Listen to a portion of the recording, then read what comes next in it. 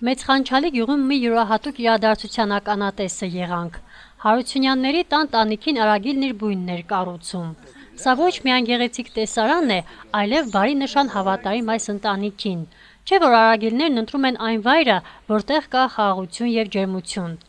Սակայն այս հրաշքի կողքին կան նաև առօրյա դժվարություններ, ինչի մասին ներկայացրեց տան անդամը։ Արագիլները գերը բույն է դերը կերշին։ Կուզեմ որ այստեղ չել էլի, ստոլբին դանեն։ Լավ է, հաջողություն է ճիշտ է կուկա, բայց ամեն օր ցախ կթափենք ամիս մի արդեն ուղիղ։ Մեր բանը մենեն կան գոնե բույնը սարքեն ստոլբին վերա գոնե խերջը ձականեն մեղքին։ Մի անգամ չէ որ խոսքի մի անգամով